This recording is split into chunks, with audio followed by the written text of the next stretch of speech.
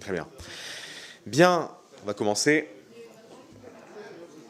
Chers collègues, bonjour à toutes et à tous, j'espère que vous allez bien. La Commission des affaires économiques poursuit ce matin le cycle d'audition entamé la semaine dernière en matière de télécommunications. Mercredi dernier, la table ronde rassemblait les principaux opérateurs commerciaux des télécoms, Orange, SFR, Bouygues Free et la Fédération française des télécoms.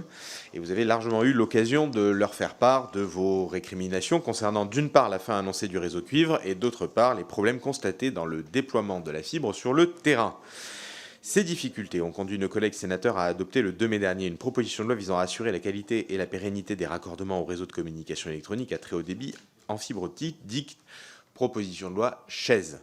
Ce texte, qui, je le précise, n'est pas inscrit à l'ordre du jour de notre Assemblée pour le moment, prévoit de donner un rôle privilégié aux opérateurs d'infrastructures, que plusieurs commissaires ont d'ailleurs mentionné à diverses reprises la semaine dernière, notamment s'agissant des problèmes rencontrés dans certaines zones de montagne. Les opérateurs commerciaux nous ont fait part de leur opposition à la réforme envisagée par le Sénat. Nous avons donc organisé une nouvelle table ronde rassemblant les principaux opérateurs d'infrastructures pour connaître leur position sur le sujet. Certains opérateurs d'infrastructures sont d'ailleurs très proches des opérateurs commerciaux, comme l'illustre la présence d'Orange dans les deux tables rondes, mais ce groupe nous avait d'emblée fait savoir qu'il pouvait s'expliquer plus librement sur certains dossiers dans le cadre de la présente réunion. Il pourra aussi certainement nous fournir des explications sur la panne ayant affecté son réseau hier. Sont donc présents aujourd'hui Monsieur Philippe Legrand, président d'Infranum, bonjour, bienvenue. Monsieur Éric Jamaron, président d'Axione, bienvenue. Monsieur David Elfassi, vice-président du groupe Altitude, bienvenue. Monsieur Lionel Recorbet, président de XP Fibre. Et Monsieur Nicolas Guérin, secrétaire général d'Orange, bienvenue à vous tous. D'autres opérateurs auraient souhaité être présents, mais il ne nous est pas possible d'entendre toutes les parties prenantes dans le cadre d'une table ronde. On est obligé de limiter un petit peu la place pour qu'on puisse vous entendre. Messieurs, encore une fois, merci de répondre à notre invitation. Bienvenue, et puis je vous cède la parole pour un premier propos liminaire. Si on peut avoir un propos, comme vous êtes 5 déjà, qui se ramasse à 3-4 minutes par personne, ça nous permettrait ensuite d'avoir une interaction avec les députés ici présents. Donc, je vous laisse libre de votre propos liminaire, mais essayez de garder 3-4 minutes chacun. Monsieur Legrand. Monsieur le Président, Mesdames et Messieurs les députés, merci de nous recevoir aujourd'hui et d'entendre la voix des opérateurs d'infrastructures sur les problématiques qui nous réunissent. Je voudrais d'abord, au nom de la Fédération Infranum que je préside, vous rappeler à quel point la période que nous traversons est une période, une épopée dans les infrastructures numériques, puisque nous sortons de 10 ans de déploiement à marche forcée, j'allais dire, qui ont permis de propulser la France en tête des pays européens en matière d'infrastructures numériques, et tout particulièrement de FTTH. La Fédération Infranum est la réponse industrielle au plan France Très Haut Débit. Nous avons été créés il y a 10 ans, nous regroupons 230 membres. Parmi ces membres, on trouve tous les acteurs de la filière, des opérateurs jusqu'aux bureaux d'études, en passant par les équipementiers, les intégrateurs, et toutes les composantes, les fonds d'investissement et toutes les composantes donc, des infrastructures numériques. Nous pensons que les opérateurs d'infrastructures occupent une place centrale au dispositif. Et d'ores et déjà, avant de céder la parole à mes confrères, je voudrais mentionner le fait que vous avez presque tous les opérateurs d'infrastructures ce matin, puisque TDF n'a pas pu être parmi nous aujourd'hui et le regrette vivement. Mais nous saurons faire porter les messages qui sont les leurs également et qui sont très convergents, vous le verrez, avec l'ensemble des opérateurs d'infrastructures. Monsieur le Président, vous avez signalé effectivement la loi Chaise, la proposition de loi Chaise, qui n'est pas encore inscrite à l'ordre du jour de l'Assemblée, qui porte les enjeux de la qualité sur les raccordements, qualité qui défraye la chronique, tant et si bien qu'on finit par en oublier tout ce qui se passe bien aujourd'hui en France sur le plan France Très Haut Débit. Nous avons pris le sujet en main il y a maintenant plus d'un an. J'ai présenté au ministre Jean-Noël Barrot et à la présidente de l'ARCEP, Laure de la Raudière, en septembre dernier, un plan qualité qui vise à résoudre les problèmes qui sont sous-jacents et qui fondent la démarche de Patrick Chaise, que je tiens d'ailleurs à saluer, cette démarche salutaire certes, mais qui va surtout avoir pour effet, je l'espère, de nous permettre d'accélérer sur la résolution des problèmes de raccordement et sans doute rendre cette loi inutile, puisque nous aurions alors su répondre sur le plan industriel aux préoccupations légitimes des concitoyens et des élus. Je n'en dirai pas plus pour l'instant et je passe la parole à mes voisins, de façon à ce qu'ils puissent se présenter à leur tour. Je vous remercie, Monsieur Jamaron. Parfait, merci Monsieur le Président. Mesdames, Messieurs, bonjour. Éric Jamaron, donc je suis président de Axione, un opérateur d'infrastructure. Pour préciser en quelques mots la notion d'opérateur d'infrastructure, même si vous en êtes familier, l'opérateur d'infrastructure est celui qui a la responsabilité de déployer et d'exploiter le réseau fibre, qui va de la plateforme de service de tous les fournisseurs de services jusqu'à l'abonné final. Donc c'est un nouveau métier qui n'existait pas il y a une quinzaine d'années, qui a émergé suite à vos décisions au niveau de l'Assemblée, puisqu'une loi a été votée en 2004. Et c'est à partir de ce moment-là où les réseaux d'initiative publique ont démarré, notamment l'intervention des collectivités. Et en l'occurrence, pour Axione, nous sommes un des acteurs forts de ces réseaux d'initiative publique, avec à peu près 25% de part de marché. Et donc, à 25% des lignes qui sont dans les zones rurales sont exploitées par Axione. Axione est aussi un constructeur, et donc on construit beaucoup de prises. Au total, aujourd'hui, entre la construction et l'exploitation, cela concerne 7 millions de foyers et d'entreprises qui sont, on va dire, sous les travaux d'Axione. On a investi à peu près 8 milliards d'euros depuis le début de notre existence en 2003. Donc c'est une entreprise qui a prospéré grâce à ces nouveaux métiers. Alors, l'idée de cette audition, pour moi, est d'être assez le plus transparent possible. Donc oui, on a une loi que vous avez rappelée, Monsieur le Président, un projet de loi, pardon, qui est en débat, qui en tout cas a été voté au Sénat à l'unanimité. On peut dire qu'il y a des sujets à régler sur la fibre optique, sur le FTTH. C'est pour ça qu'on est là, c'est pour ça que vous travaillez. Ces sujets, ils ne datent pas d'hier, ils sont le corollaire aussi d'une activité industrielle intense, et ils concernent tous les réseaux. Et donc, aujourd'hui, je dirais que si on devait avoir une analyse plutôt très macro, on dirait qu'on est passé... parce que j'ai regardé l'audition des opérateurs commerciaux, et en fait, il y a quelque chose qui je crois que les opérateurs commerciaux parlent de la loi des grands nombres, en fait. C'est-à-dire qu'ils parlent surtout de pourcentage. Et quand on est opérateur d'infrastructure, on est dans la dictature des petits chiffres. C'est-à-dire que le petit pourcentage qui ne fonctionne pas bien, que ce soit pour le raccordement ou la qualité des services, devient insupportable pour chaque personne. Et donc, quand on échange avec nos confrères et nos clients opérateurs commerciaux, on a cette dichotomie, c'est-à-dire les grands chiffres d'un côté et les pourcentages, et puis les cas individuels à traiter le plus vite possible, puisque vous le savez, c'est insupportable. Vous l'avez dit d'ailleurs qu'il y a eu une panne hier d'un moyen de communication électronique, et évidemment qu'on en parle ici, ça veut dire que c'est devenu quelque chose d'indispensable. Donc aujourd'hui, on fait 45 000 à peu près, entre 45 000 et 50 000 raccordements par mois.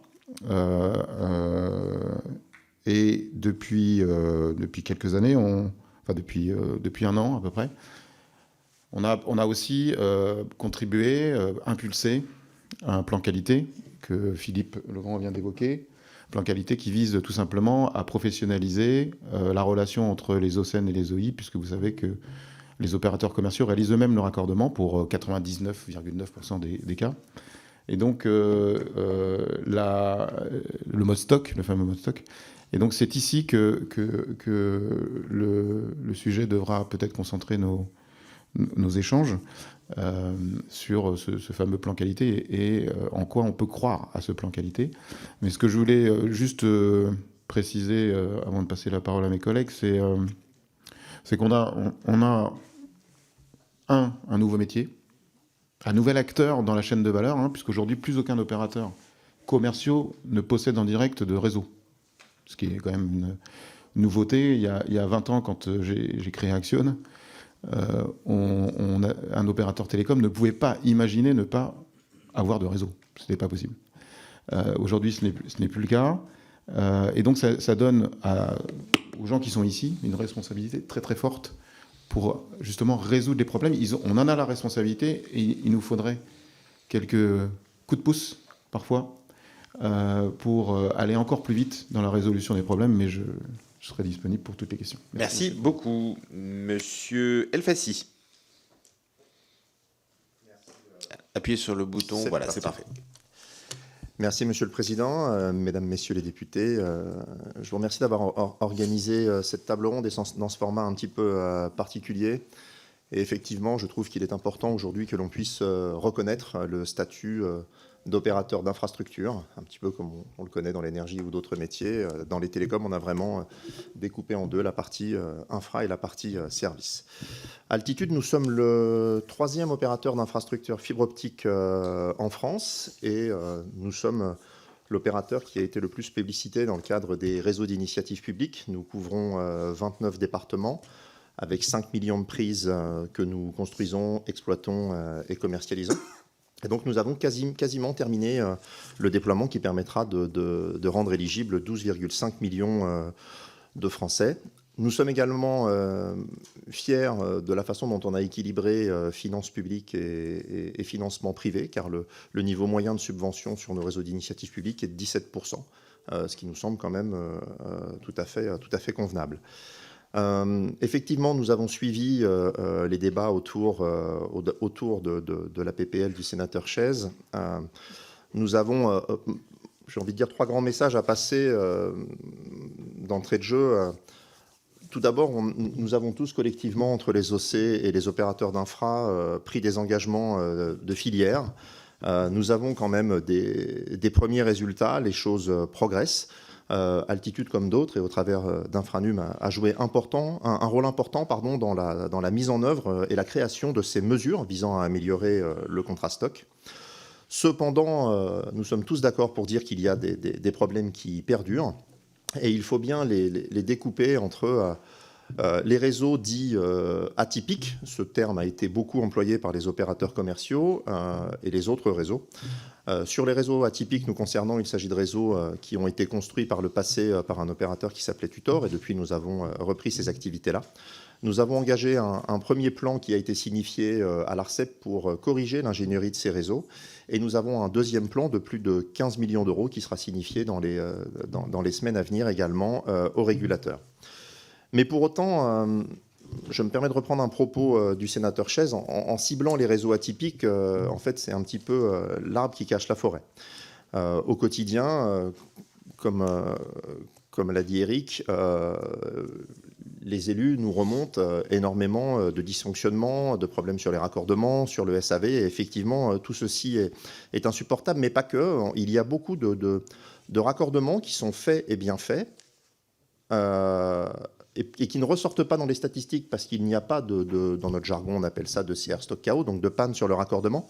Mais pour autant, quand on audite ces raccordements, 50% de ces raccordements ont une malfaçon. Et ce sera un problème pour l'exploitabilité des réseaux dans le futur. Pour autant, les opérateurs commerciaux ont raison de dire que le chantier est énorme, que toute la filière est mobilisée et qu'il y a une grosse machine qu'il faut former pour arriver au pic des raccordements. Mais à l'heure actuelle, en stigmatisant les réseaux atypiques par rapport aux autres réseaux, on s'est un petit peu trompé de combat et d'où l'énervement de bon nombre d'élus sur ce sujet. Je pourrais revenir d'ailleurs sur le cas de la Haute-Savoie qui a été à tort mis en avant. C'est pourquoi nous pensons que... nous saluons l'initiative du sénateur Chaise et quelque part la PPL a eu le mérite de faire bouger les lignes et d'animer les débats sur le sujet.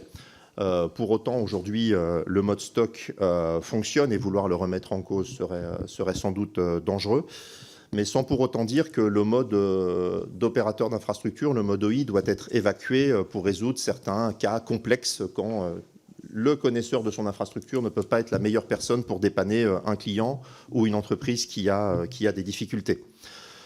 En conclusion, je dirais qu'il faut donc aujourd'hui, il faut que tous les contrats stock, quelle que soit leur version, soient signés entre les OI et les OC, que le contrat de filière que nous avons pris tous ensemble soit appliqué et dans les meilleurs délais. Évidemment, tout ceci sous le contrôle de l'ARCEP.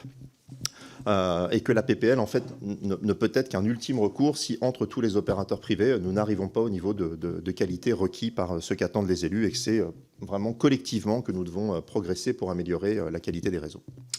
Merci beaucoup. Monsieur Recordé, c'est à vous. Réappuyez sur le bouton. Voilà, c'est parfait. Merci, Monsieur le Président, Mesdames et Messieurs les députés. Très heureux d'être ici parmi vous et merci pour l'organisation de cette table ronde. Le groupe XP Fibre, aujourd'hui, c'est la filiale du groupe Altice en France qui déploie, exploite, maintient et commercialise la fibre optique sur près de 7,3 millions de prises qui sont en cours de déploiement, puisque à ce jour, et ce serait mon propos liminaire, nous avons investi plus de 6 milliards d'euros avec une majorité de financement privé, et on peut que se féliciter de cette première phase d'opération, puisque 85% de nos déploiements sont d'ores et déjà réalisés, et nous prévoyons de finir ces déploiements dans les prochains mois, dans les 2 prochaines années.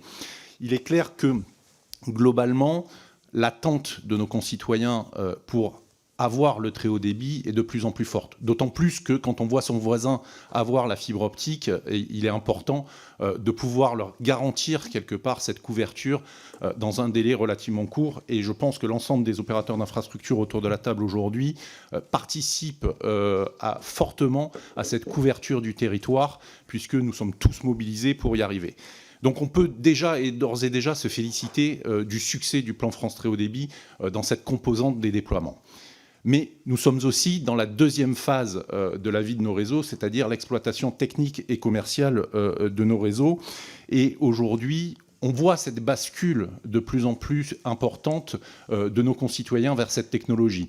Sur le réseau et sur le périmètre XP Fibre, Eric parlait de 40 000 raccordements par jour. Nous avons 3 500 raccordements tous les jours qui sont réalisés, mobilisant environ 1000 à 1200 techniciens sur les réseaux. Techniciens qui sont effectivement, dans le cadre du fameux mode stock, des sous-traitants, des opérateurs commerciaux qui interviennent et qui touchent tous les jours à nos réseaux. Et une des raisons pour lesquelles aujourd'hui nous avons des difficultés et l'ensemble de la filière avec les opérateurs commerciaux, avec les opérateurs d'infrastructure, se sont mis ensemble pour trouver des solutions, c'est que dès lors que l'on a près de 3000 interventions sur un réseau tous les jours, dès lors que l'on a des techniciens qui touchent en permanence au réseau, on a un risque, évidemment, de panne sur ces réseaux. Aujourd'hui, sur les réseaux XP Fibre, ce sont près de 3 millions de clients qui sont déjà installés. Donc dans la très grande majorité des cas, effectivement, les raccordements se passent bien. En revanche, comme l'a dit Eric Jamaron, c'est les quelques cas qui posent des difficultés qui se retrouvent très, très réellement impactés parce qu'il y a un échec de raccordement, parce qu'il y a une coupure et il y a un SAV. Donc ce plan de filière, il est vraiment mis en place pour s'assurer de cette mise en œuvre de la qualité des services, par la formation des techniciens, par la labellisation des techniciens, par les comptes rendus d'intervention photos sur lesquels nous regardons en permanence et nous analysons le fait que les techniciens interviennent correctement. En parallèle de ça, le groupe XP Fibre a travaillé sur les fameux réseaux atypiques. Nous avons dans les grandes agglomérations un certain nombre de réseaux atypiques sur lesquels nous avons proposé un plan à l'autorité de régulation pour justement remettre à niveau. Parce que un raccordement ne peut se bien faire que si les techniciens sont effectivement bien formés, s'ils respectent l'ensemble des procédures et des protocoles d'intervention, mais également si les réseaux sont de bonne qualité et les réseaux de l'opérateur d'infrastructure sont de bonne qualité. Je pense que ces opérations sont en cours et effectivement, si le projet de loi de Patrick Chaize nous met quelque part sert d'aiguillon pour l'ensemble des acteurs de la filière, opérateurs d'infrastructure ou opérateurs commerciaux, il est clair qu'aujourd'hui, ce serait un coup d'arrêt à la migration de nos abonnés vers le FTTH que d'avancer très largement sur cette proposition de loi.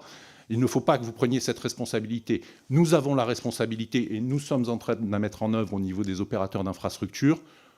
Tous les processus sont en train d'être déployés, ils vont être mis en œuvre prochainement et donc il ne faut pas donner de coup d'arrêt à la filière. En revanche, il est clair qu'aujourd'hui, nous avons des enjeux fondamentaux sur lesquels il faut que nous avancions collectivement. Il y a 2 enjeux que je voudrais souligner aujourd'hui. Les raccordements complexes. Si on veut réellement arrêter l'infrastructure cuivre, il va falloir raccorder 100% des logements, quasiment 100% des logements. Ça veut dire qu'aujourd'hui, 5% de raccordements complexes qui ne sont pas financés ni par le public ni par le privé vont nous empêcher d'aller chercher ces derniers abonnés. Et il n'y aura rien de pire que de laisser 5% de la population sur le bord de la route. Donc il faut trouver des solutions pour réussir à raccorder l'ensemble de nos concitoyens, ce qui nous permettra par ailleurs d'arrêter le réseau cuivre de l'opérateur historique. Premier sujet. Deuxième sujet que je souhaitais porter à votre attention et qu'il est fondamental de traiter, et vous avez un rôle dans ce domaine-là, c'est le vandalisme. Nous sommes en permanence sujets à des actes de vandalisme sur nos réseaux. J'étais avec Laure de la Rodière dans les Bouches-du-Rhône vendredi dernier à Septèmes-les-Vallons. On était en train de travailler et de lui montrer un point de mutualisation qui avait été remis à niveau dans le cadre de notre plan d'action. Le point de mutualisation a été vandalisé 5 heures après notre passage. L'ensemble des abonnés ont été coupés. Il faut des sanctions pénales beaucoup plus importantes pour ces actes de vandalisme sur les réseaux de télécommunications. Nous sommes aujourd'hui sujets à faire transiter sur ces réseaux l'intégralité de nos données. Alors aujourd'hui, on parle beaucoup des box des opérateurs, donc du télétravail, des loisirs, potentiellement des flux vidéo des GAFA. Mais globalement, ces infrastructures, demain, vont faire transiter l'intégralité de nos données. Il est important de les protéger. Je vous remercie. Merci beaucoup. Monsieur Guérin, c'est à vous pour conclure. Merci, Monsieur le Président, Mesdames et Messieurs les commissaires. Donc, effectivement, aujourd'hui, je vous remercie de nous avoir invités. J'étais la semaine dernière en tant qu'opérateur commercial présent. Je suis aujourd'hui en tant qu'opérateur d'infrastructure parce qu'Orange est opérateur commercial et opérateur d'infrastructure. Et pas n'importe quel opérateur d'infrastructure, puisque nous avons 34 000 collaborateurs à travers le monde qui se consacrent à cette activité sur les infrastructures. C'est notre ADN de créer, de construire, de mettre en place des réseaux. Donc aujourd'hui, c'est 2 tiers de nos investissements hors fréquence qui sont consacrés aux infrastructures et à l'investissement. C'est supérieur à 20% du chiffre d'affaires mondial d'Orange qui est mis dans les réseaux. On est l'opérateur d'infrastructure numéro 1 en Europe. On a déployé plus de 50 millions de foyers. On y consacre en France 9 milliards d'euros dans la fibre optique et 60% des 35 millions de locaux éligibles au FTTH sont raccordables grâce aux investissements et surtout aux actions d'Orange. Donc oui, nous sommes un opérateur d'infrastructure et d'ailleurs notre position en tant qu'opérateur commercial est de 20 points inférieure à notre position en tant qu'opérateur d'infrastructure. 60% des infrastructures ont été réalisées par Orange, on a une part de marché inférieure à 40%. C'est juste pour vous donner quelques indications. Donc non, il n'est pas question pour nous de minimiser les X%, quels qu'ils soient, de problèmes qu'on rencontre sur les réseaux. On les prend à bras-le-corps. Non, il n'est pas question pour nous de considérer qu'un arbre devrait cacher un autre arbre ou une forêt. Pour nous, je le redis, ce que je vous ai dit la dernière fois, il y a 4 problématiques de qualité de service sur les réseaux fibres. Il y a effectivement ces réseaux atypiques. Le mot réseau atypique est un mot qui est utilisé par l'ARCEP et qui sont effectivement ces réseaux de première génération anciens qu'il faut remettre effectivement aux normes. Ce travail est engagé par les opérateurs d'infrastructure. Nous n'avons, nous, pas de réseau atypique, mais ce travail est en cours. Je l'ai dit la semaine dernière, il faut lui laisser le temps de se dérouler, il faut lui laisser le temps de le faire proprement pour qu'effectivement ces réseaux soient remis sur le marché, recommercialisables dans de très bonnes conditions, le plus vite possible, mais de manière satisfaisante pour nos clients. Donc ça, ce sont les réseaux atypiques. Après, il y a ce qu'on appelle les réseaux dégradés.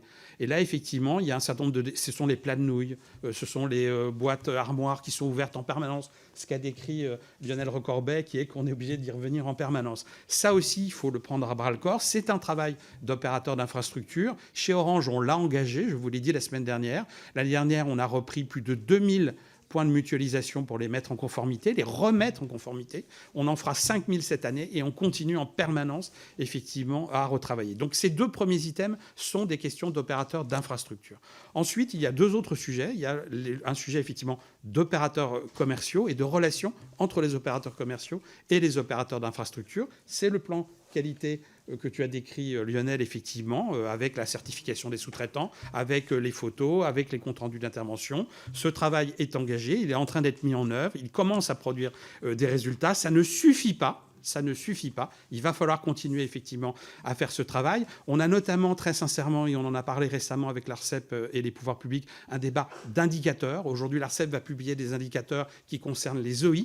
Il faut sans doute effectivement ajouter des indicateurs qui concernent les opérateurs commerciaux pour qu'on balaye effectivement dans une vision globale tous les sujets qui permettent d'apprécier la qualité de service. Donc ça, c'est la partie opérateurs commerciaux avec cet ajout d'indicateurs dont on a parlé qui sont sans doute souhaitables. Et puis on a un dernier sujet qui sont nos sous-traitants, effectivement, où on a un problème de qualité de nos sous-traitants. Il y avait un sujet de rémunération de nos sous-traitants. On l'a traité côté Orange avec une augmentation de 3,5% l'année dernière des tarifs. On vient de refaire 4%. Il faut continuer à travailler avec nos sous-traitants. Il faut les suivre de manière attentive parce qu'on a des pratiques que vous avez signalées très clairement anormales sur le terrain, de travaux prétendument faits qui ne sont pas faits, etc. Il faut travailler avec eux aussi.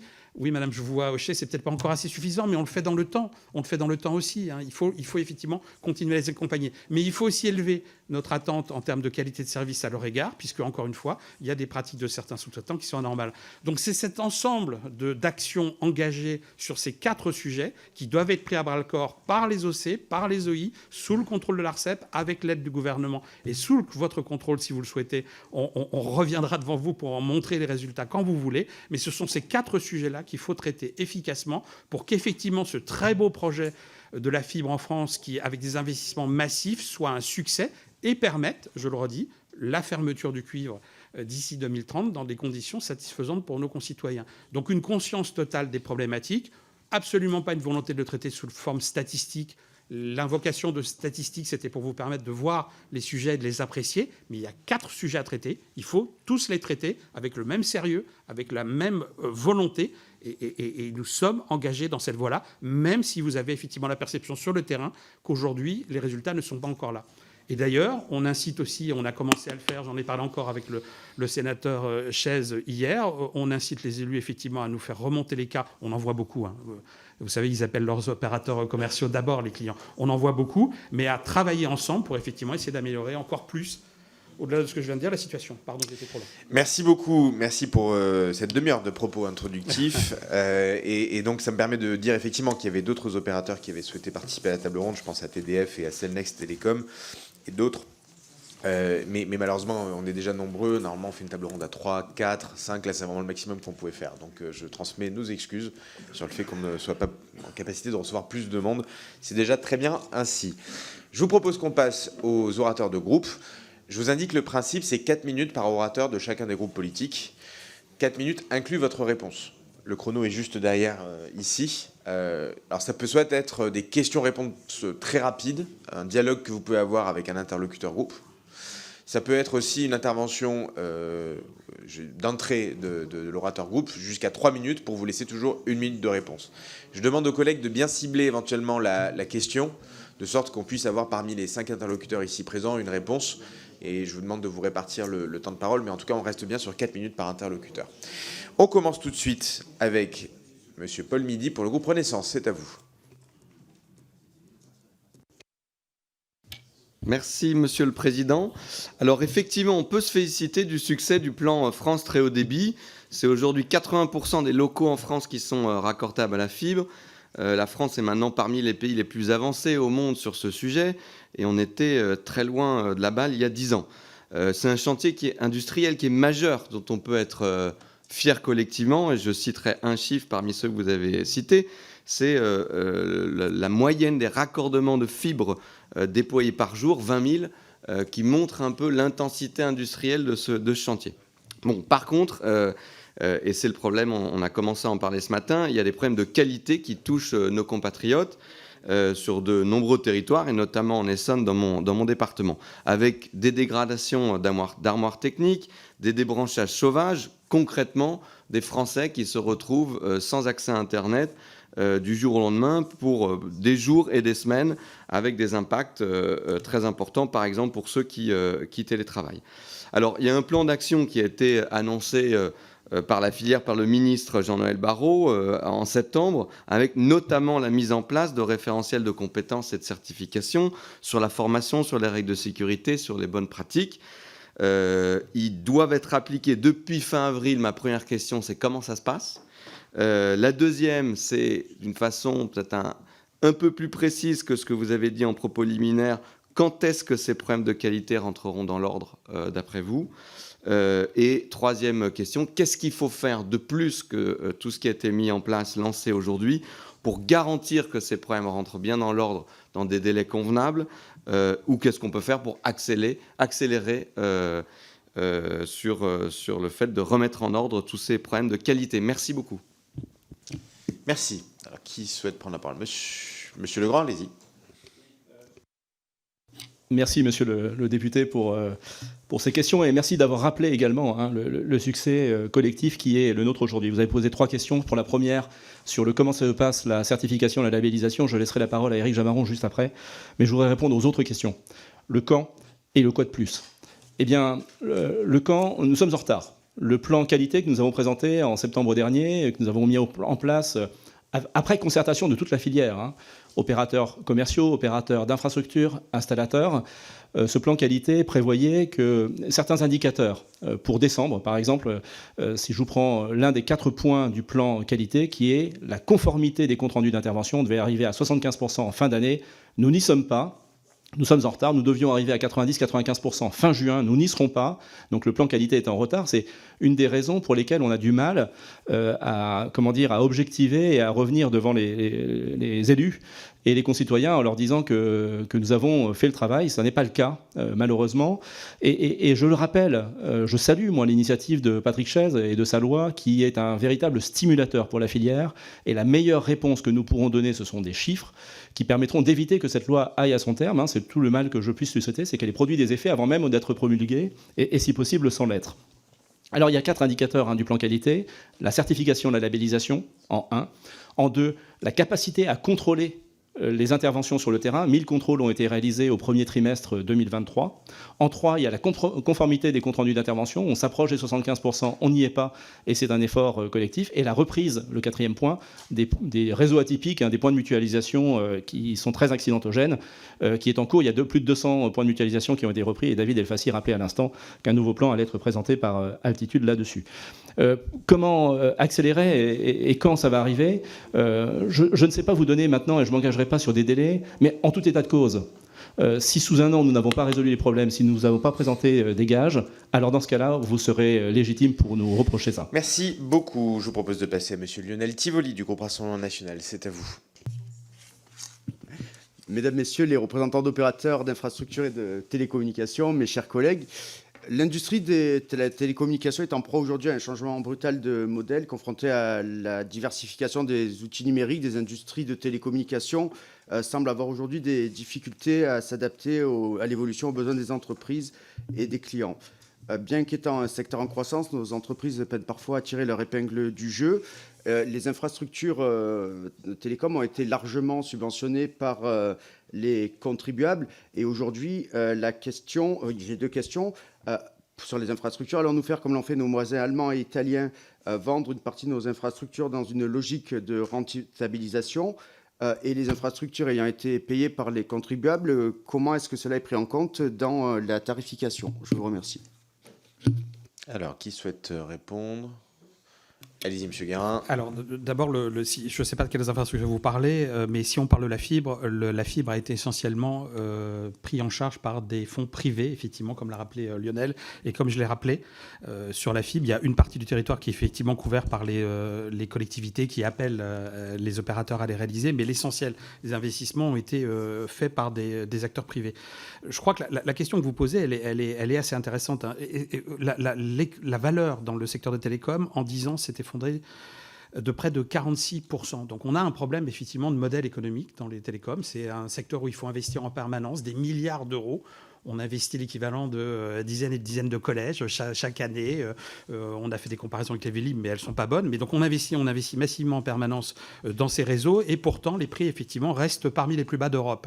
Un abonnement en Allemagne, c'est 45 € à peu près, Internet, là où il est, on le trouve à 14-15 €. Je ne vais pas faire de pub pour certains opérateurs, mais on le trouve à 14-15 €. Donc on a un vrai problème économique, et qui est renforcé encore par le fait qu'on investit, mais les gens, les usagers des réseaux, entre guillemets, ne payent pas leur contribution à l'écosystème. Et là, je vise les GAFAM, en fait, les grosses plateformes. 60% des réseaux européens sont utilisés par des grandes plateformes qui ne payent pas les opérateurs pour ces investissements. Donc on est dans une espèce de cercle vicieux qui fait qu'on investit, les prix sont bas, les gens qui tirent leur rentabilité des réseaux ne sont pas des acteurs européens, et donc on est dans une impasse, en fait, si on ne règle pas ça. Et c'est pour ça que on demande effectivement un certain nombre d'aides. Il y a des aides opérationnelles type raccordement complexe. Il y a des aides aussi où on souhaiterait que la fiscalité soit revue pour que la fiscalité que supportent les opérateurs soit réaffectée au secteur des télécoms et ne finance pas le cinéma français, etc., qu'on réaffecte la fiscalité sur le secteur,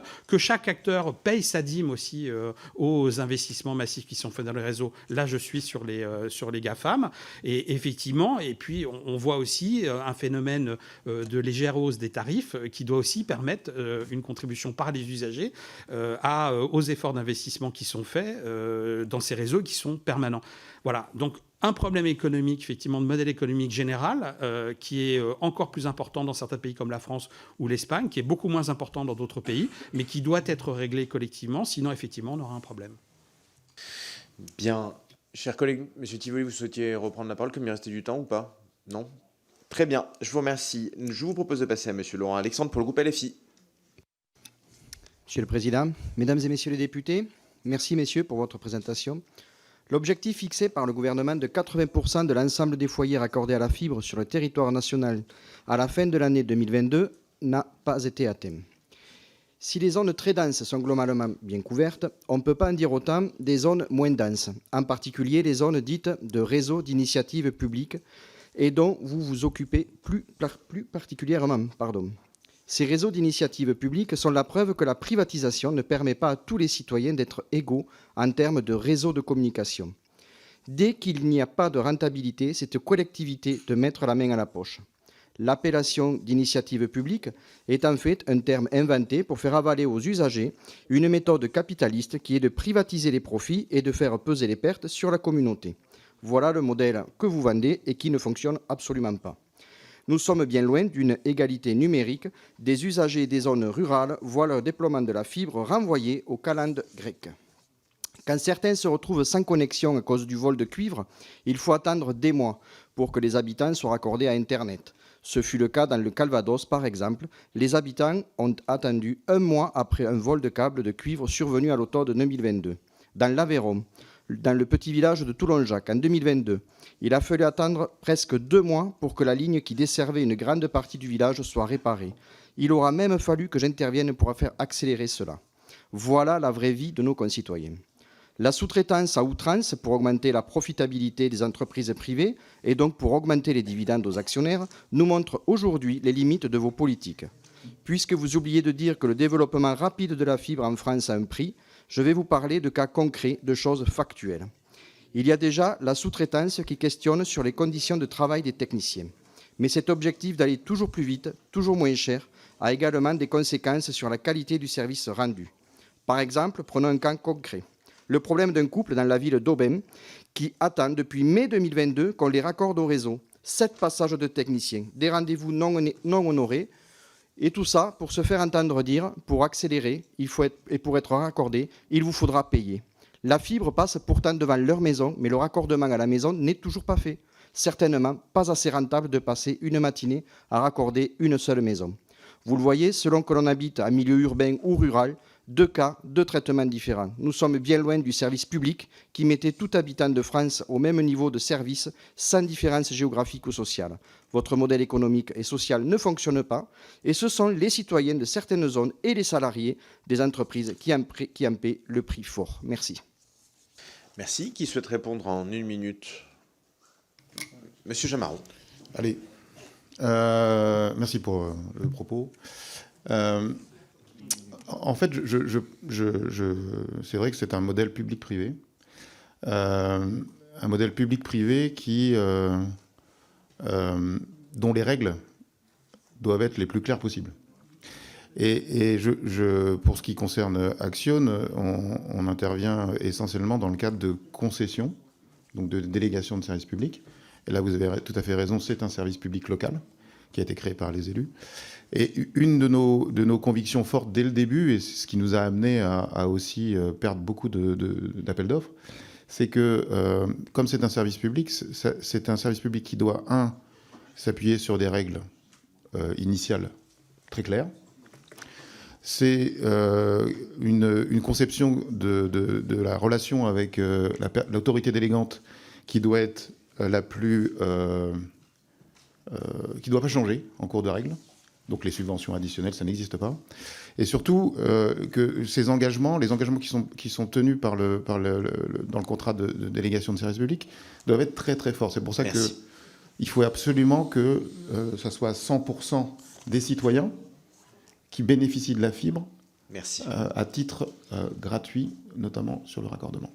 Merci beaucoup. Je vous propose de passer à Monsieur Jérôme Nury pour le groupe LR. C'est à vous. Merci Monsieur le Président, chers collègues. Je veux d'abord souligner le niveau d'investissement des opérateurs d'infrastructures qui permet depuis plusieurs années de déployer la fibre optique de manière massive aux côtés des pouvoirs publics. Et avant d'arriver sur du négatif, je veux remercier Orange qui, dans l'Orne, co-investit à nos côtés le conseil départemental pour pouvoir couvrir rapidement 100% du territoire. Le partenariat de qualité, notamment sur la partie RIP. Je veux toutefois revenir sur les sujets qui fâchent et qui sont nombreux et qui touchent la France entière. Contrairement aux réponses faites par les fournisseurs d'accès Internet la semaine dernière, nous ne voyons pas que les trains qui arrivent en retard, nous voyons la réalité du terrain qui est totalement ubuesque. Sur les raccordements comme sur le déploiement, pas une journée sans que nous soyons saisis par des maires, des citoyens excédés, énervés, déconnectés, depuis des semaines ou des mois, baladés d'un 3600 à un 1014 à un 1016. Face à cela, que font concrètement les opérateurs de réseau, les opérateurs commerciaux? La semaine dernière, les opérateurs de réseau ont fait Calimero et n'ont pas compris la critique unanime des députés. Au lieu de se remettre en cause, de revoir leur modèle, ils se sont dit contents d'eux-mêmes. Qu'en sera-t-il de vous tous?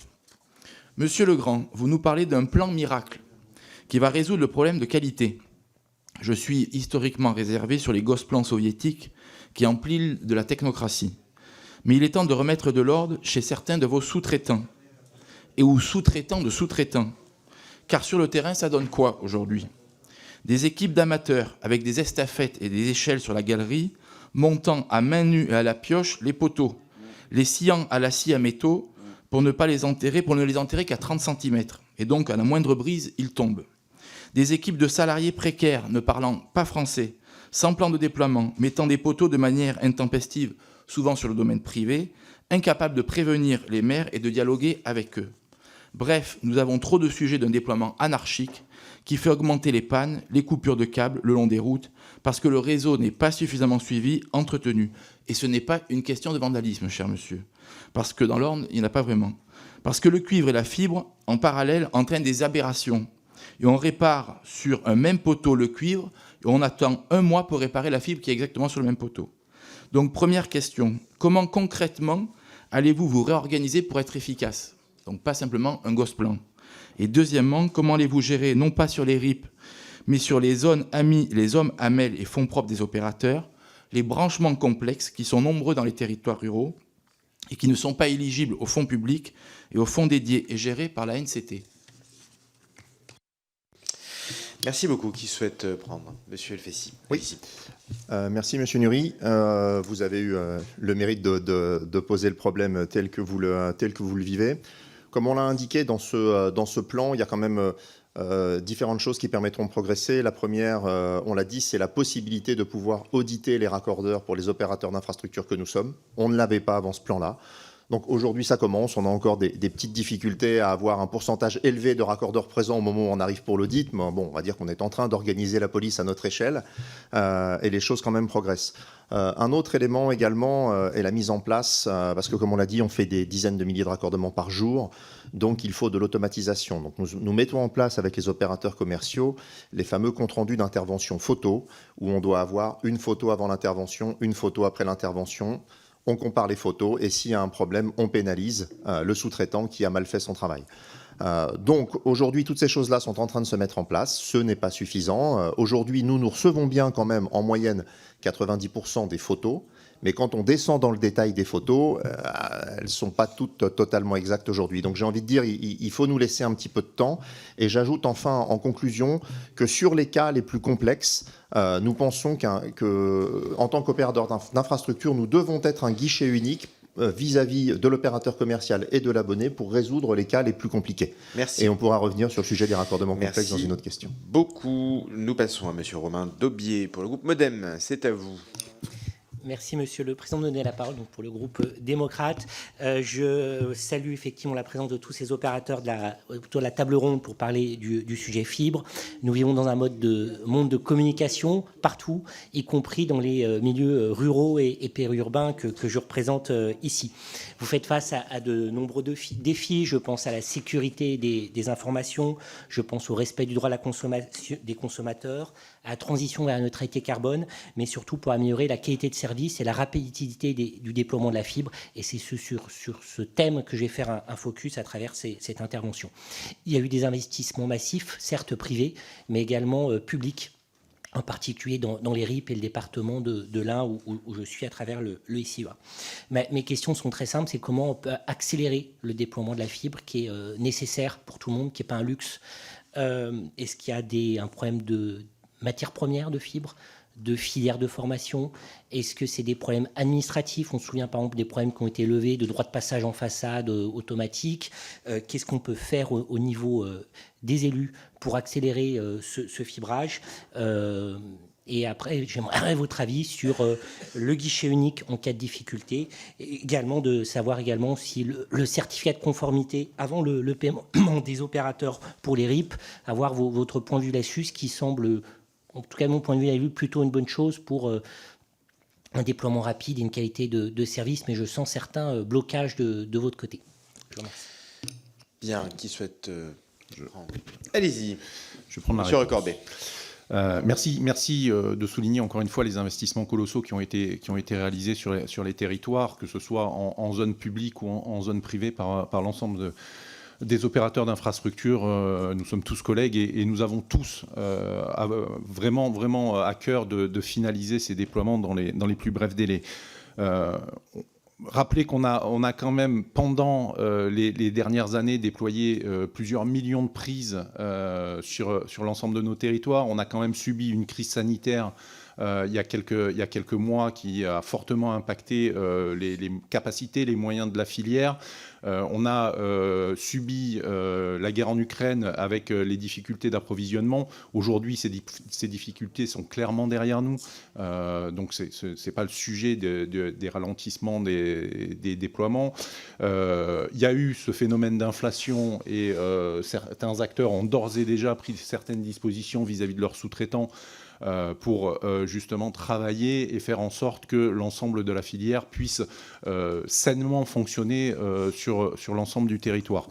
Ce qu'il faut avoir en tête, c'est effectivement ce déploiement de masse a eu lieu principalement sur les infrastructures mobilisables, puisque dans le cadre du déploiement de la fibre, nous utilisons au maximum les infrastructures mobilisables, ce qui peut poser une question dans le temps sur la pérennité des réseaux, puisque une grande majorité des déploiements ont été réalisés soit dans les fourreaux de l'opérateur historique, soit sur les poteaux existants de l'opérateur historique, soit en utilisant les infrastructures mobilisables telles que celles d'Enedis. Et aujourd'hui, il est clair que plus on avance dans la ruralité, plus on déploie un ratio de logements inférieur par mètre linéaire. C'est-à-dire en zone AMI, quand on était en zone AMI XP Fibre, voilà, vous faites 100 mètres, vous raccordez 500 logements. En zone rurale, vous faites 100 mètres, vous raccordez 50 logements au début, et plus vous faites de la distance, moins vous raccordez. Et donc, en fait, on est dans une fin de déploiement. Donc, l'accélération, ce n'est pas forcément aujourd'hui quelque chose qui est facile à réaliser. Ce qui nous préoccupe avant tout, c'est d'assurer des déploiements de qualité et donc de mettre en œuvre ces opérations de génie civil sur le territoire et de réaliser ces déploiements jusqu'à la finalisation et aller chercher l'intégralité des logements. C'est vraiment la vocation première. Merci beaucoup. On continue avec Madame Marie-Noëlle Battistel pour le groupe socialiste. C'est à vous. Merci beaucoup, Monsieur le Président. Merci à vous tous pour vos présentations et vos premières réponses. Bon, évidemment que chacun reconnaît ici vos investissements, votre engagement pour accorder, mais si vous êtes là, c'est aussi pour entendre les remontées de terrain, les remontées des élus qui nous contactent assez régulièrement, des abonnés aussi, sur les dysfonctionnements. Alors, en matière de raccordement, de couverture, de problèmes de sous-traitance, qui sont existants et qui ne sont pas à nier. Alors le plan qualité, j'ose espérer que ça ira beaucoup mieux et qu'on cessera de se renvoyer la balle. C'est la faute de l'autre, c'est jamais la faute de celui qui a installé. Bon, un petit exemple sur les dysfonctionnements. La semaine dernière, donc une personne me relaie son désarroi quand elle est rentrée de chez elle au bout de 2 mois d'absence en découvrant qu'elle n'avait plus ni téléphone, ni fibre, ni plus rien du tout. Et en fait, la maison voisine qui était en construction avait été raccordée. Et du coup, on avait coupé la sienne pour raccorder la suivante. Bon, avouez que c'est quand même un dysfonctionnement qui n'est pas acceptable et sur lequel il faut évidemment remédier. Et ce n'est pas le seul. Concernant la complétude de la fibre optique sur tous les territoires, notamment ceux de montagne, vous avez parlé de la ruralité. Moi, je souhaiterais appuyer sur la question de la montagne. Vous savez, notamment certains d'entre vous, mon attachement et ma pugnacité sur ces sujets-là, notamment à l'aube de la fermeture du cuivre en 2030 et où l'ensemble des services publics ont migré vers la numérisation et où on va se retrouver avec une rupture extrêmement forte en termes d'accès aux services par faute de raccordement suffisant. Et ça, je crois que c'est extrêmement important. Vous dites que c'est plus compliqué quand on arrive au bout du bout, ça on l'entend. Mais ceux qui habitent au bout du bout, ils ont déjà moins de services que les autres, donc il n'est pas question qu'il n'ait pas celui-ci aussi. Et puis peut-être sur la remarque de Monsieur le secrétaire général Guérin sur le modèle économique. Et sur la fiscalité à revoir, je pense que vous parliez de l'IFER, mais moi, ce qui attire mon attention, c'est la participation des GAFAM qui n'existe pas. Et quand vous dites qu'il va falloir que chacun paye et peut-être que le consommateur final paye un peu plus, bah non, faisons payer d'abord ceux-là avant que ce soit ceux qui, des fois, ne sont même pas raccordés de manière satisfaisante, qui payent davantage. Merci beaucoup.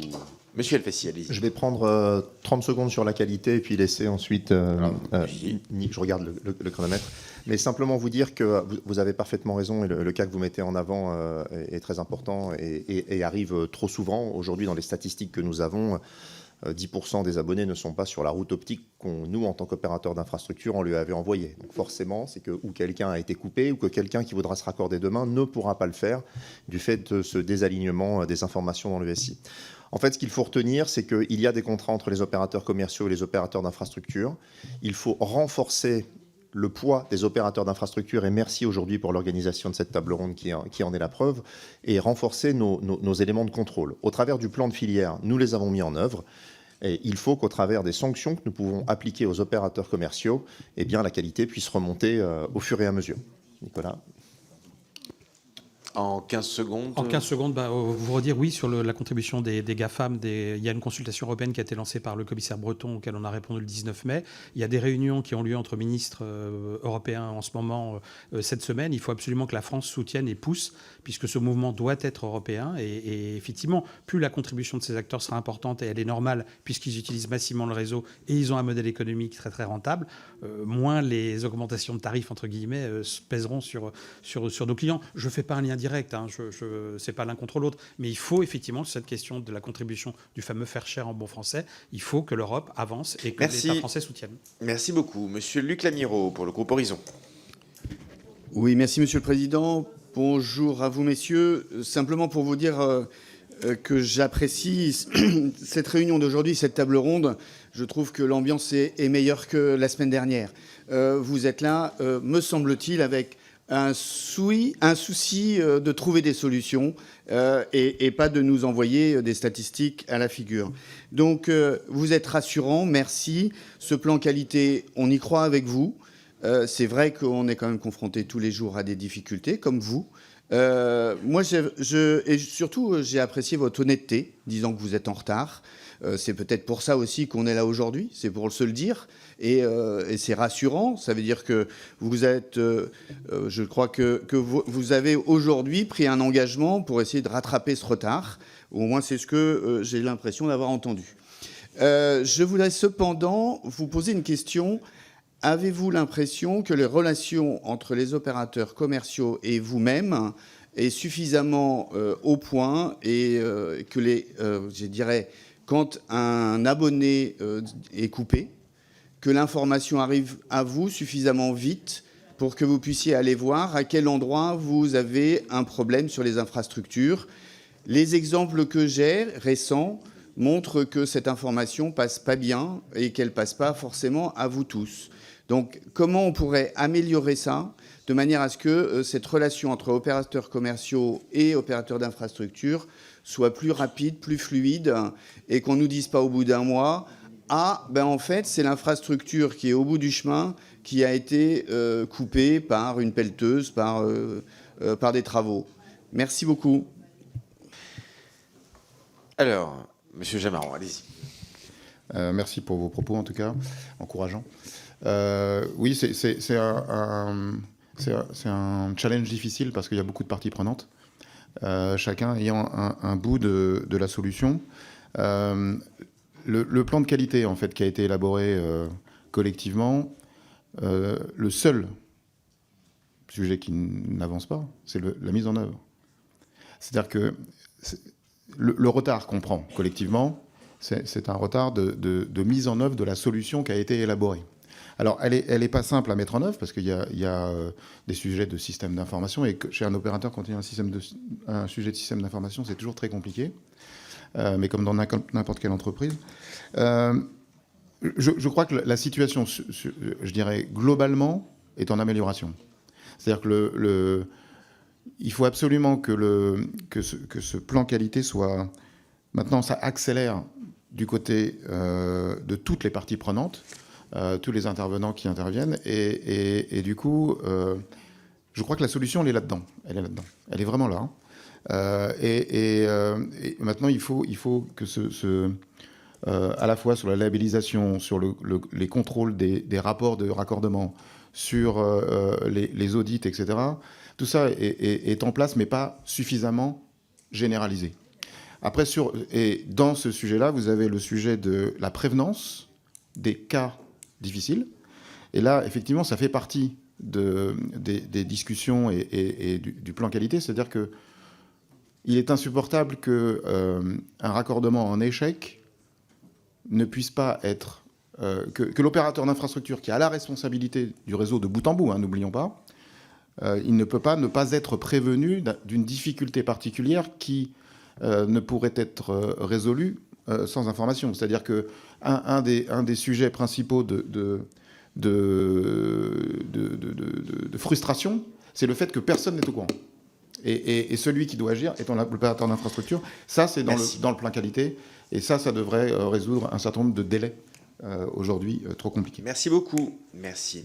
Merci pour vos réponses à nos orateurs de groupe. J'ai plus d'autres orateurs de groupe puisque pas l'interlocuteur côté écologiste, non c'est bon, GDR non plus, Elliott non plus. Je vous propose de passer aux questions individuelles. J'en ai 3 qui sont notées actuellement. Monsieur Bouix, Monsieur Roland, Monsieur Vigier, si vous souhaitez intervenir, levez la main et on va vous noter tout de suite.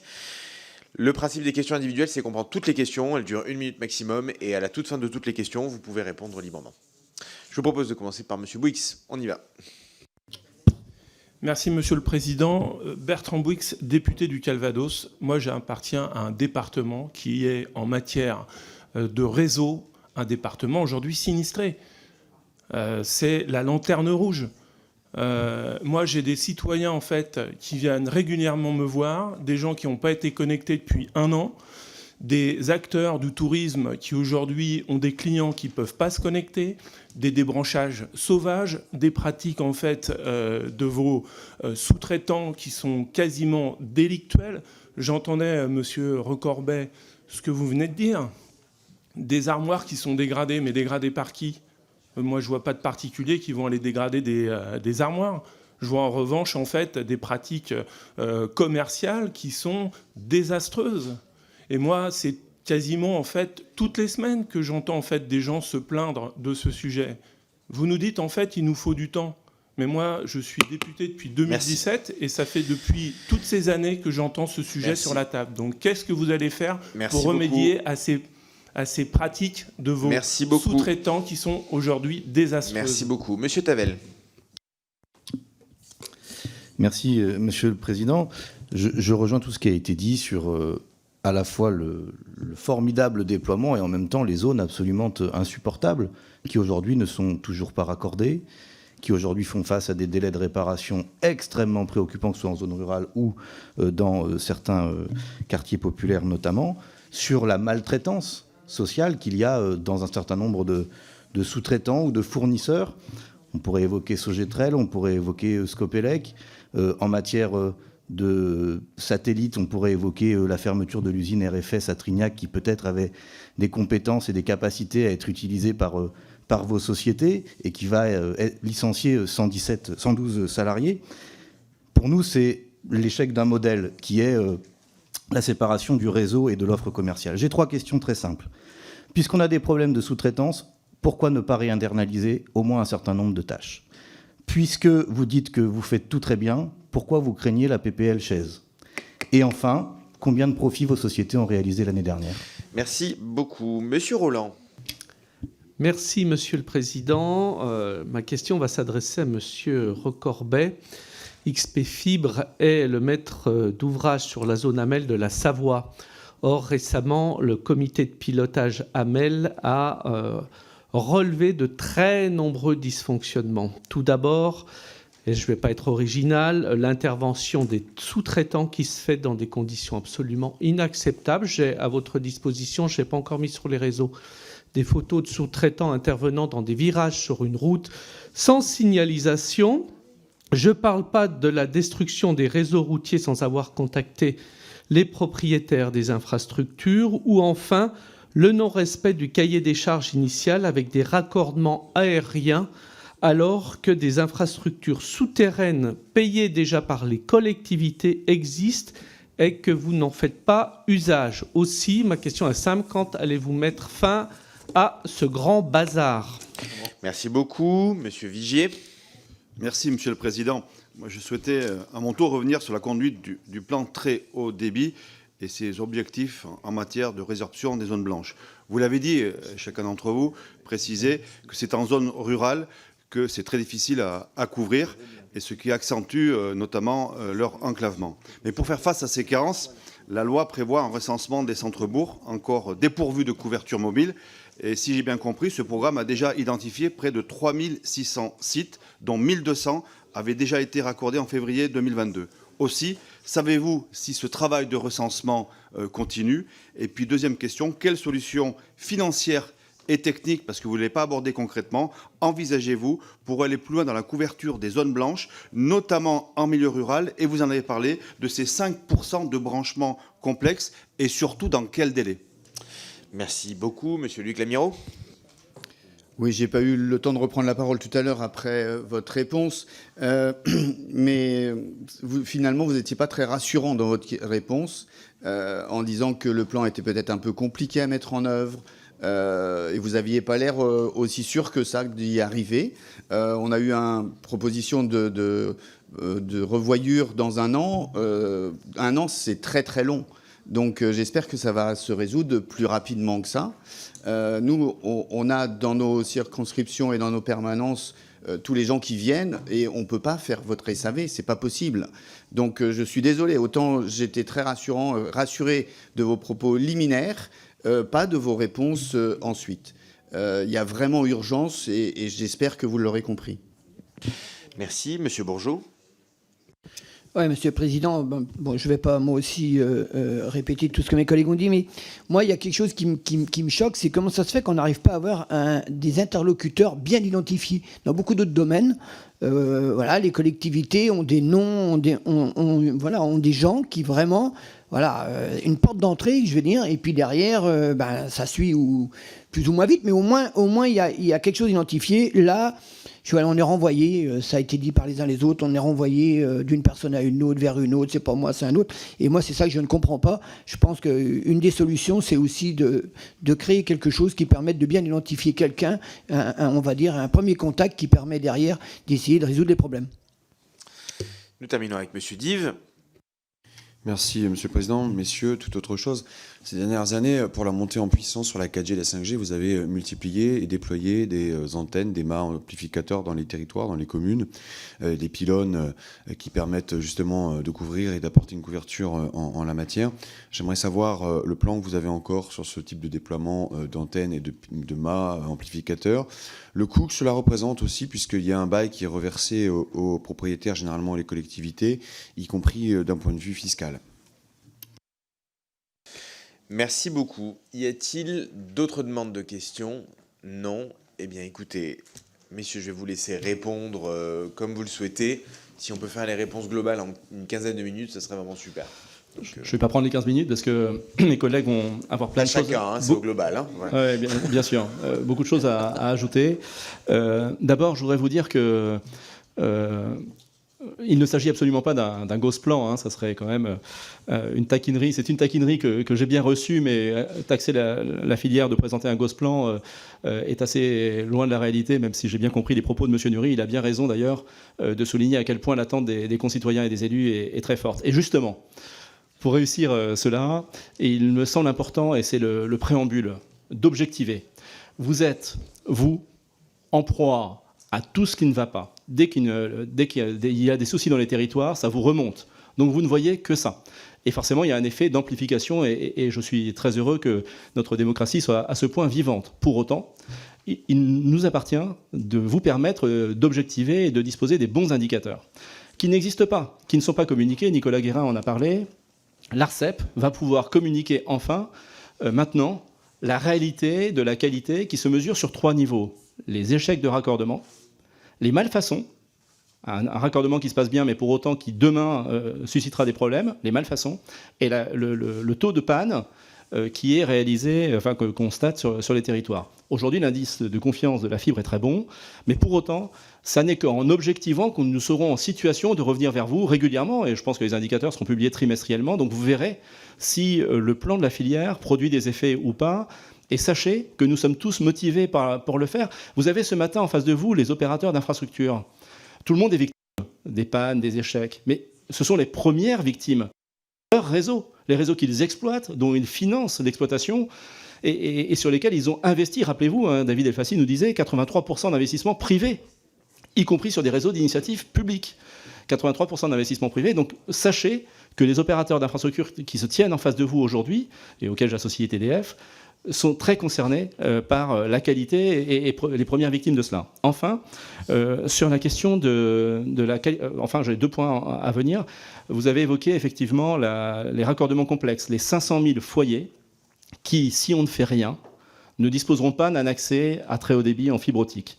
Pour cela, l'Observatoire d'Infranum, que nous avons publié à l'occasion du trip de l'AVICA, que nous réalisons aussi avec l'AVICA, a bien illustré des moyens, des leviers d'action. Et nous avons présenté, avec Patrick Chaise, sénateur de l'Ain, président de l'AVICA, nous avons présenté, Infranum et l'AVICA, un plan qu'on a appelé le Good Deal, justement pour aller jusqu'au bout de ce plan, pour investir sur les raccordements complexes, pour assurer la résilience du réseau et faire en sorte que dans les territoires ruraux, l'exploitation puisse bénéficier d'un modèle économique suffisant. Je terminerai avec le point sur les sous-traitants. Effectivement, le partage de la valeur est la condition du succès. La labellisation, la certification, je suis sûr qu'Éric aura un mot à dire là-dessus, constitue une pierre angulaire du plan. Mais si nous avons un sous-traitant de rang N Donc c'est interdit maintenant, ça se limite au rang 2 qui gagne 80 € pour faire un raccordement complexe ou difficile. Évidemment, ça ne peut pas marcher, donc il était important de remettre les choses dans l'ordre et de faire en sorte que nos sous-traitants puissent gagner dignement leur vie. Et j'espère que ça sera l'un des effets positifs du plan que nous vous avons présenté, mais je laisse mes confrères compléter. Très bien. Qui souhaite compléter? Monsieur Alfessi, allez-y. Oui, étant délégataire du département du Calvados, je vais me permettre de prendre la question, puis en même temps de pouvoir rebondir sur vos inquiétudes. Vous dire quand même que vous n'êtes pas à la traîne ou lanterne rouge malgré tout. Il y a des soucis dans le Calvados, il ne faut pas les nier, mais vous avez été aussi précurseur avec un réseau d'initiative publique qui a démarré beaucoup plus tôt que les autres, dans un modèle un peu différent. Quoi qu'il en soit, aujourd'hui, je partage votre analyse. La qualité n'y est pas. Nous avons repris le réseau il y a 1 an et demi. Et comme cela a été dit auparavant, nos investissements tels qu'on les a faits pour acheter le réseau sont là pour le coup 100% privés après une partie publique qui a été mise. C'est le cœur de notre business. Si la qualité ne s'améliore pas, on ne va pas faire d'argent. Donc, quels que soient les résultats qui peuvent être demandés. Donc, ça va nous poser un vrai problème. Donc, nous ne cesserons d'investir et de réinvestir sur le réseau.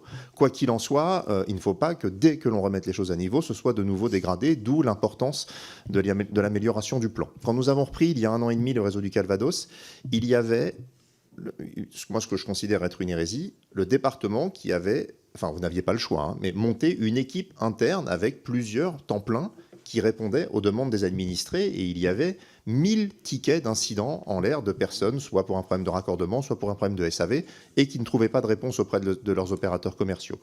Depuis quelque temps, avec l'ensemble de nos délégants, nous faisons un gros travail pour mettre en place justement une plateforme dite guichet unique, où tous les administrés qui sont en l'air peuvent déposer une demande auprès de l'opérateur commercial, auprès de l'opérateur d'infrastructure, pardon, si nous n'avons pas été prévenus en amont par l'opérateur commercial. C'est un projet qui s'appelle le projet Gaïa, mais peu importe. En tout cas, c'est un point important. Il faudra aussi que, et là j'en reviens à vos problèmes sur la qualité, le plan avance. Si on regardait, pour être optimiste, les statistiques d'il y a 1 an, les statistiques aujourd'hui, elles ont réellement progressé. C'est pas suffisant, donc on vise à accélérer les choses. Et donc on va publier, nous publions auprès de nos délégants des statistiques, non pas celles des OI qu'on voit à l'heure actuelle à l'ARCEP, mais également les statistiques sur les opérateurs commerciaux en tant que sous-traitants des réseaux d'initiative publique. Et un point extrêmement important, aujourd'hui, nous avons le pouvoir de sortir un sous-traitant si, dans un audit que nous réalisons, le sous-traitant n'est pas à niveau. Si on retrouve, comme vous l'avez dit, quelqu'un dans un virage, etc., on a possibilité de le sortir immédiatement du chantier, mais également, reprendre l'expression du permis à point, lui dire qu'il n'a un permis à point avec un seul point, il se fait sortir, et derrière, s'il veut pouvoir réintervenir sur le réseau, il devra être labellisé en bonne et due forme. Voilà, donc on essaye de progresser, je vous assure que sur le Calvados, on est à 250%. Qui souhaite continuer? Allez-y. On rentre au cœur des territoires. On rentre au cœur des territoires. Donc, je vais répondre en priorité sur la Savoie. Effectivement, la photo, je la connais, je l'ai eue. J'ai répondu à Hervé Guémard sur ce sujet récemment. Effectivement, on a sur le territoire un certain nombre de sous-traitants, et tous nos sous-traitants, évidemment, passent par des plans de prévention des risques, passent par une automatisation de l'ensemble des contrôles par nos services de contrôle qualité et de respect des procédures de déploiement. On a à peu près aujourd'hui 20 chantiers simultanés sur le département. On a eu ce cas, effectivement, qui a été remonté par les services du département, par la direction numérique du département. Évidemment, nos techniciens et nos services sont allés sur site, ont arrêté le chantier immédiatement, ont rappelé les techniciens à l'ordre, ont signalé et mis l'ensemble des signalisations nécessaires. C'est une intervention de déploiement la semaine qui a suivi et les semaines suivantes, on a eu des contrôles inopinés sur les différents chantiers pour s'assurer que les règles de sécurité étaient réellement respectées. On ne badine pas avec la sécurité. Surtout dans un virage en pleine montagne, on est totalement en phase avec vous. Il n'y a pas d'ambiguïté sur le fait que la sécurité est la priorité numéro 1 de nos techniciens et de nos sous-traitants. Donc, aucune ambiguïté sur le sujet. La Savoie, Laurent Alimi, la semaine dernière, je crois, a répondu sur ce sujet-là également. On a récupéré le réseau de la Savoie, qui était une AMEL Covage, où il y avait très peu de déploiements qui avaient été réalisés au moment de l'acquisition de Covage. Le choix entre la rapidité de déploiement par l'utilisation des infrastructures existantes, parce qu'on ne recrée pas des infrastructures. On a déployé, certes, en aérien, mais sur des infrastructures mobilisables existantes. Aujourd'hui, le cuivre est déployé sur les infrastructures existantes, notamment sur des poteaux. Voilà, au lieu de faire du génie civil avec des délais de déploiement qui étaient longs, le retard étant accumulé, étant déjà important, on a préféré réutiliser un certain nombre d'infrastructures. Moi, je voudrais revenir sur un point particulier, et M. Lamirault, vous l'avez souligné. Aujourd'hui, on est dans un changement technologique, en fait. On passe du cuivre au réseau FTTH. Et ce passage, en fait, crée une vraie différence pour les abonnés, parce que quand on était sur le cuivre et sur la DSL, c'était simple de prendre un abonnement DSL. Tout le monde avait sa prise téléphonique dans la maison. Aujourd'hui, la vraie différence, c'est qu'on a créé des réseaux raccordables en FTTH, mais on n'est pas rentré dans chacun des logements pour le moment. Et la vraie difficulté, en fait, qu'on a en ce moment, c'est de rendre raccordé l'ensemble de nos abonnés. Et c'est ce qui pose ces difficultés. C'est ce qui pose ces difficultés de qualité, c'est ce qui pose ces échecs de raccordement, parce que avec le cuivre, chacun avait sa prise téléphonique et il n'y avait qu'à brancher la box ou le filtre ADSL sur la prise téléphonique. Avec le FTTH, vous avez un technicien d'un opérateur commercial qui vient faire une intervention chez vous et qui touche au réseau. Donc on sait que ces difficultés, ce sont des difficultés avant tout temporaires. Parce qu'une fois qu'on aura raccordé 100% des abonnés, ou à minima 90% des abonnés, une fois qu'on aura déployé 100% des logements et qu'on aura mis une prise terminale optique dans le salon de chaque particulier ou de chaque entreprise, on n'aura plus de problème en fait. On ne touchera plus au réseau. Donc c'est vraiment savoir gérer cette bosse, ce que j'appellerais cette bosse des raccordements. Et c'est vraiment l'urgence qu'on a. Alors oui, souvent, vous voyez des particuliers qui viennent vous voir en disant « ça fait 3 semaines, ça fait 1 mois que je suis coupé ». Et ce que disait Nicolas Guérin tout à l'heure est peut-être important, c'est qu'aujourd'hui, on a des indicateurs sur les opérateurs d'infrastructure et on monitore les opérateurs d'infrastructure. Donc effectivement, on identifie le taux de panne de l'opérateur d'infrastructure, on identifie le taux d'échec de raccordement. Mais ce n'est pas forcément le ressenti du particulier, ce n'est pas forcément le ressenti de l'abonné. Parce que vous avez effectivement des pannes qui vont tourner chez l'opérateur commercial et pendant lequel l'abonné va rester planté pendant 1 mois, excusez-moi de l'expression, mais il va être planté pendant 1 mois et l'opérateur d'infrastructure n'est pas au courant. Et donc, mettre en place potentiellement des indicateurs sur la partie opérateur commercial peut être aussi un moyen pour nous de comparer et d'identifier ces difficultés.